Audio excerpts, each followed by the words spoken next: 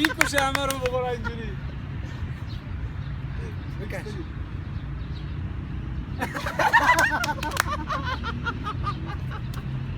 I grew up traveling in the backseat of my family's wood-paneled station wagon.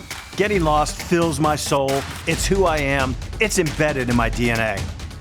I'm on a mission to explore and experience every country on the planet, visiting the craziest, most unique places and people in every corner of the world. I'm Jim Kitchen. Join the journey.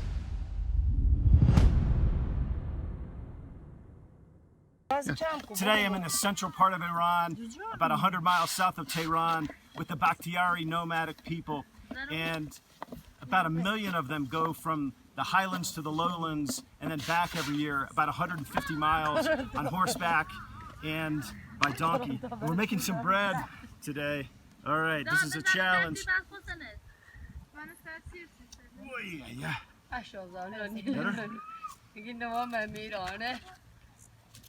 Yes, fresh baked bread. Yes. Iran is so diverse. I went from learning the art of bread making to minimalistic painting in the city with this guy. In Isfahan, Iran, with my friend Hossein Falahi, who is a miniaturist painter, one of the best, and he paints these incredible paintings on camel bone. And we're painting today with a brush made of cat hair and pigeon feather. So he's teaching me how to paint.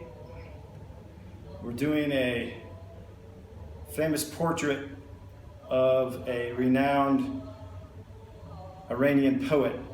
Iran's a country that has had US sanctions imposed on it since the 70s, a brief respite, and now sanctions again, and it gets few visa requests from Americans. But this was one of the most unique destinations I've ever visited. For those of you that are able to come to Iran, you should go check out the wide variety of city parks, mosques, and other religious sites for their historical and incredible architectural beauty.